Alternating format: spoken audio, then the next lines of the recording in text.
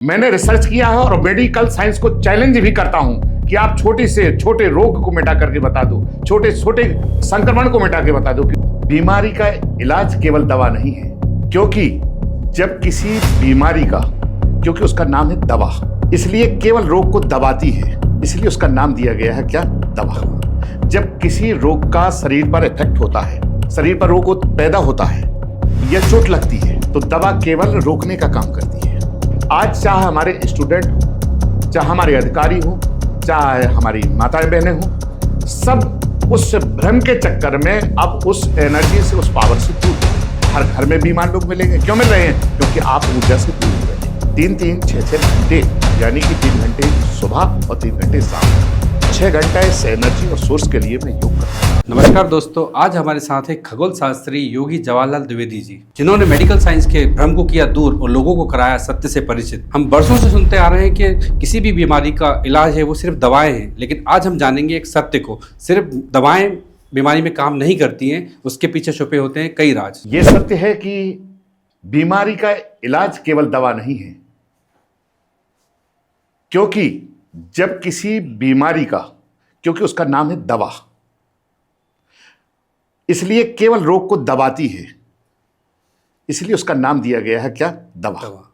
जब किसी रोग का शरीर पर इफेक्ट होता है, शरीर पर रोग पैदा होता है या चोट लगती है, तो दवा केवल रोकने का काम करती है। और जिस समय चोट लगती है या रोग होता है, तो उस समय संक्रमण पैदा होने का खतरा होता है। और उसी समय व्यक्ति के शरीर में, हमारे शरीर में इम्यूनिटी पावर, यानी श्वेत और रेड कोशिकाएं रूपी एक सेना एक्टिव हो जाती है और वो संक्रमण से लड़ाई करती है।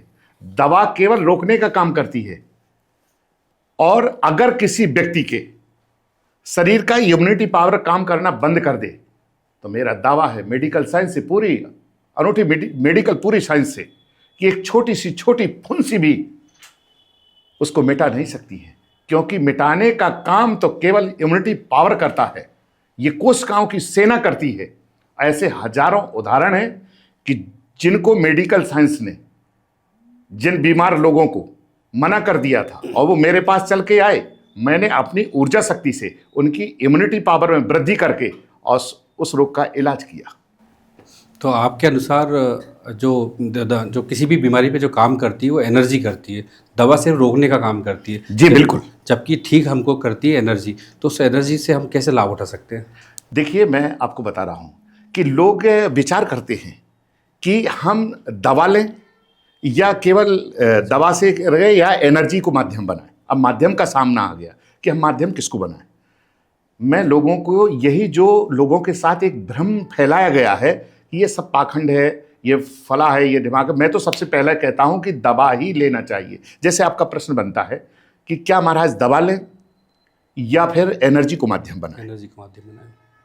तो मैं कब कहता हूं कि दवा ना लें? मैं तो कहता हूं जब किसी व्यक्ति को रोग पैदा होता है अथवा चोट लगती है, तो सबसे पहले बीमार व्यक्ति को दवा ही लेना चाहिए। क्योंकि उस रोग को अब आने से, संक्रमण को रोकना है।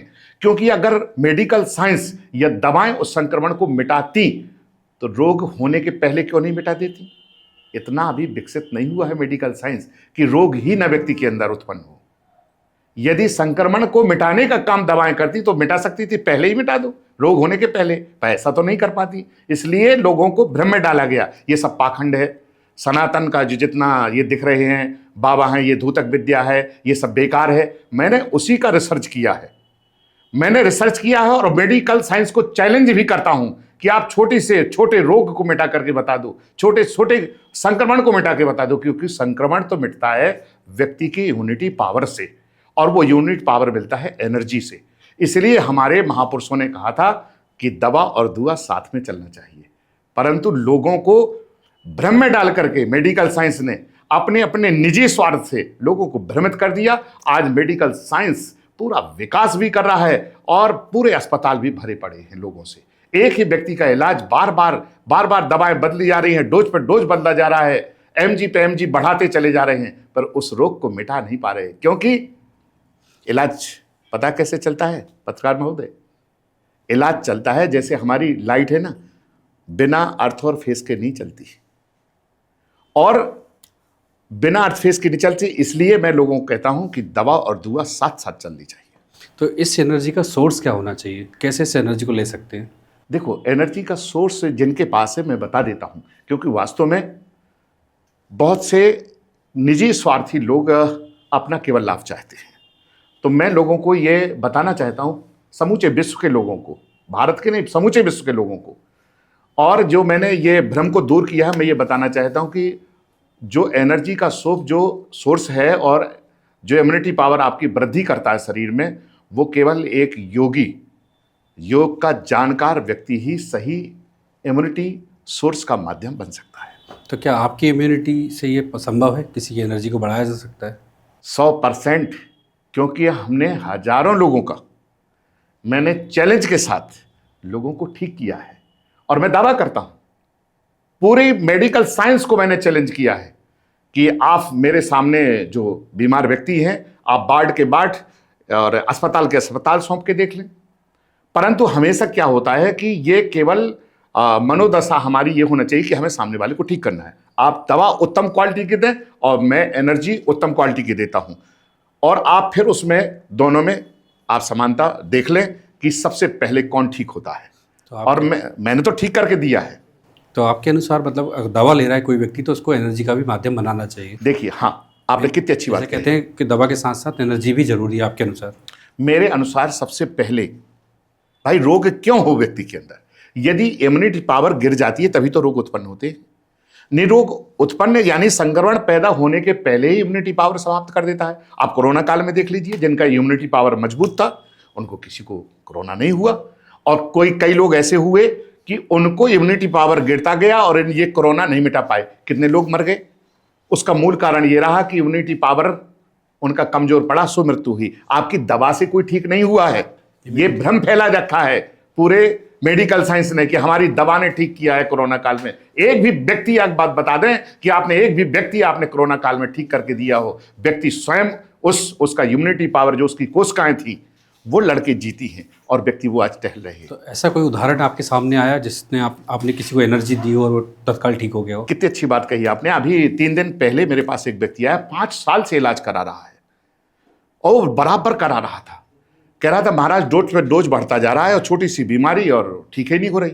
और जब हमने अपनी एनर्जी का माध्यम से उसको दिया तो मैंने कहा कैसा? मेरे बोले महाराज जो 5 साल में मुझे रिलीफ नहीं मिला, वो आज की एनर्जी से, आपके केवल एनर्जी जो आपने मेरे अंदर यानी हीलिंग की, उससे मुझे आराम लग गया। एक और मैं उदाहरण बताना चाहता हूँ। एक बहुत बड़े अधिकारी थे, तो उनकी मिसेज को जाने कि बेबी जैसी होने वाला था, मतलब कि वो गर्भवती हुई, बेबी आया तो उनने कहा, दिखाया तो उनने कहा, डॉक्टरों ने कहा कि भाई इसका तो ऑपरेशन कराना पड़ेगा, बच्चा नहीं हो सकता है, डेवलपमेंट नहीं हो रहा है।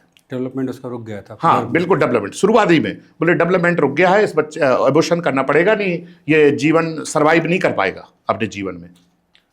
तो उन्होंने हमें बताया कि महाराज जी क्या करें, अब बच्चे का अबॉर्शन कराना पड़ेगा क्योंकि वो डेवलपमेंट नहीं हो रहा है, जीवन में सर्वाइव नहीं कर पाएगा, ऐसा मेडिकल साइंस डॉक्टर लोग कह रहे हैं। मैंने कहा ठीक है, मैं हीलिंग और एनर्जी दे रहा हूँ और मैं कर रहा हूँ, मैं कोशिश कर रहा हूँ, फिर बता रहा हूँ, और 1 महीने के बाद आप जांच करा लीजिए। फिर पुनः 1 महीने हीलिंग और जैसी मैंने अपना एनर्जी पावर उनको दिया, इसके बाद डॉक्टरों ने मान लिया कि ये आपने कौन सी दवा ली और किसको दिखाया। मतलब साइंस भी उसके सामने नतमस्तक हो गया और वो बच्चा आज दुनिया में है और बढ़िया खेल रहा है, पढ़ रहा है। तो अपने आप में एक चमत्कार जैसी बात हो गई कि तो ये चमत्कार है ही।